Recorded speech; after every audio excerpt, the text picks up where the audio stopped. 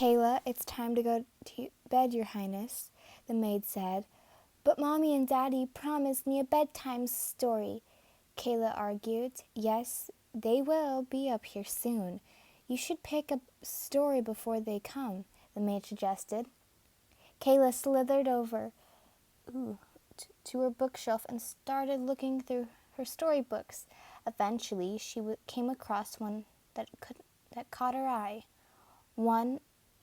On the cover was a green-haired Naga with a hair-colored human girl. Then there was a knock on the door. Queen Momo and her husband, King Shoto, Kayla's parents. Her mother is a Naga while her father is a human.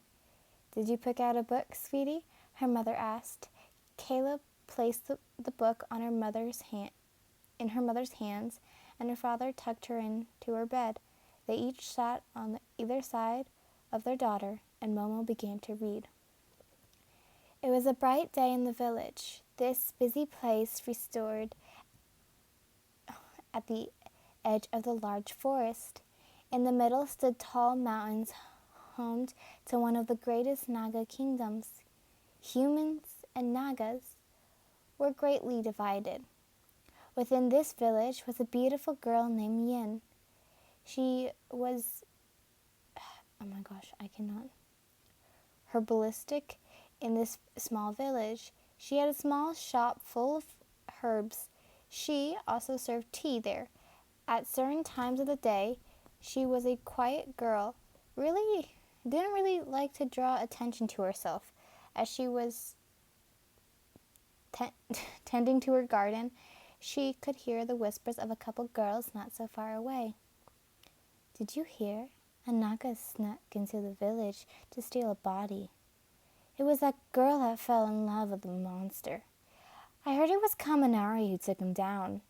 Wait, Kaminari took the Naga Bakugo?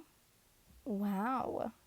I feel sorry for him. He was in love with a girl who likes monsters and her own kind. They snickered. Yin just stood, shook her head in disgust.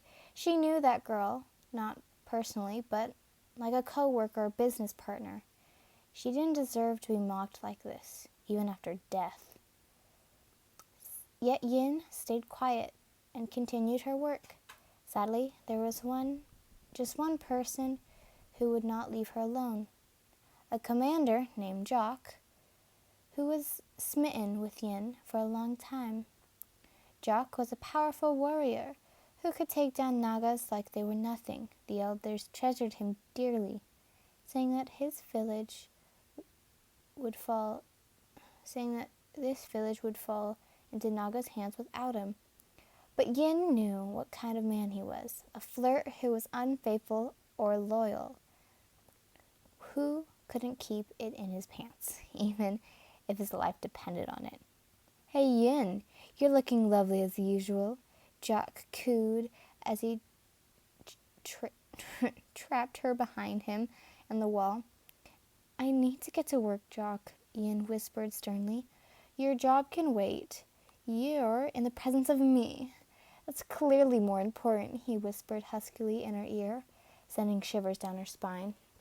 Please stop, Yin said, more firmly as she tried to move around him, but he grabbed her arm and pushed her against the wall. I practically run this village, and I graced you with my time, so don't be such a spoiled bitch. Jock, a voice called. It was Kaminari. You're our second recent top customer.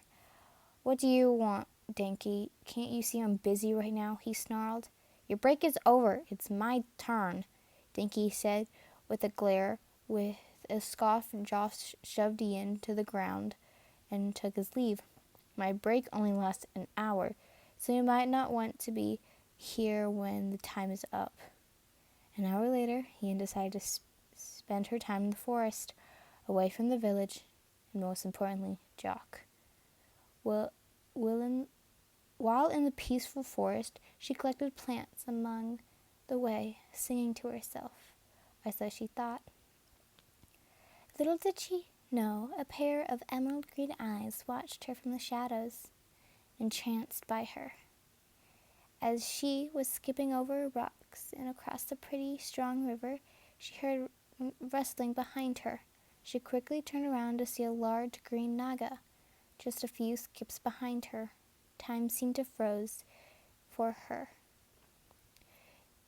For the two of them, as they stared at each other.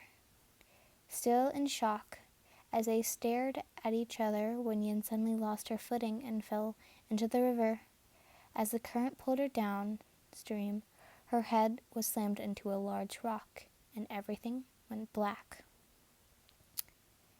Yin slowly started to open her eyes. The first thing she saw, a small fire. It was slowly burning out as she looked to be inside a hollow, or at least a small cave underneath a large tree. Then feelings started to kick in. She was laying on something scaly. Looking down, she saw a large, long green snake tail with red accents on them. Following the tail, her eyes eventually met with the bare back of someone. A guy had dark green hair and a few freckles on his cheeks, with 2 red markings under his eyes.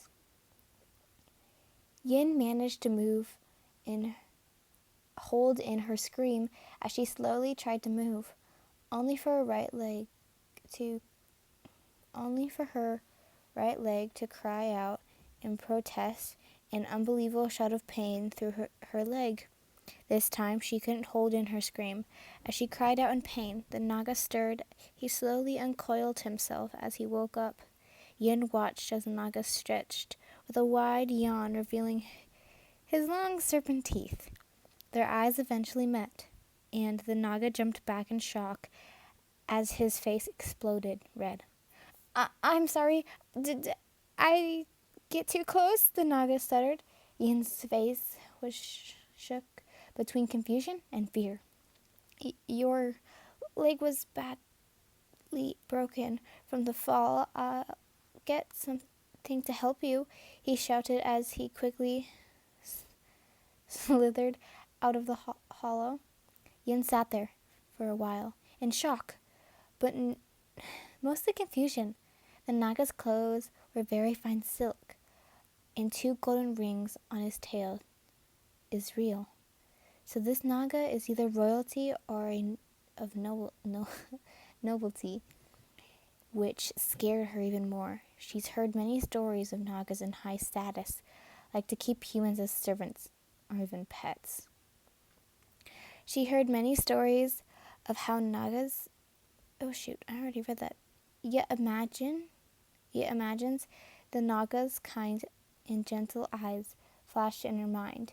Yin could tell he was different from the people who lived her around. His eyes, oh my gosh, I cannot read. I'm so sorry. Definitely weren't lustful like Jock's, or disgusted like many girls in the village. Not even self-pity like Denki. Eventually, the Naga returned in a large bowl of water and started to wash Ian's feet. Thanks for saving me and not just leaving me to die, she thanked softly. You're welcome, the Naga said, looking in her eyes. My name is Yin, by the way, she said with a small smile. Oh, I'm Izuku Midoriya. It's nice to meet you, Yin, Izuku greeted as he basically looked at her. From that moment on, they started to slowly grow close. Winter turned into spring, then summer, then Izuku took care of her through it all. As time went on, Yin found herself losing her desire to return home. At night, they would sleep close together as Izuku's coils wrapped around them. As Yin's legs started to get stronger, Izuku started dreading, oh my god, I cannot read, dreading the day he'll have to say goodbye to her. Many times Izuku carried Yin out of the hollow and showed her lots of beautiful parts of the forest, even some that went unnoticed by human eyes. Yin liked to ask questions about Izuku's kingdom and what it was like. She had learned many strange and different things about Naga culture, and Izuku was just interesting in human autonomy and how their bodies function since in their bodies was so different from their own. Of course, eventually her leg had healed, and it was time for her to go home. "It looks like your leg is finally all better," Izuku said with a sad smile as he unwrapped Yin's leg. "It's all thanks to you, Izuku," Yin said as she gave him a peck on the cheek. Izuku's face exploded red, steam practically coming out of his ears. It's no problem, Yin," he said as he hid his face in his sleeves. Yin couldn't help but giggle at his actions. I guess it's time to go, huh? Go home, huh?" "Oh yeah, that," Yin said sadly in her voice. "About that, I don't want to return to the village. If they found out I was with you this whole time, they would kill you," Izuku said, finishing her sentence. You come from the same village that girl did, the one who fell in love with Kachan." Yin nodded as she looked up at Izuku. "Do you know him?" Yin asked. Oh God. "He was my childhood best friend of mine. He was killed too close to your village, so no one was willing to retrieve him," he said as his eyes began to water. "So I was going to go down there and bury him myself, but when I got there, I saw that you already took care of it. You buried him with his lover, and that I am thankful for." "So you can see why I can't go back," Yin said as she fiddled with her fingers. "That's not the only reason. I love you, Izuku. You are the most sweetest and kindest person I met. Gentlemen like you are so few, and a lady wouldn't need to fear when you are here, 'cause your sweet gentleness is crystal clear." Izuku's heart fluttered in his chest at her words.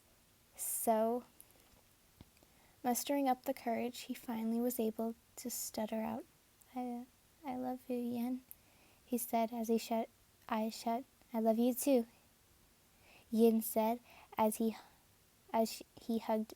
hugged Izuku. Izuku slowly returned her hug as he slowly coiled his tail around her.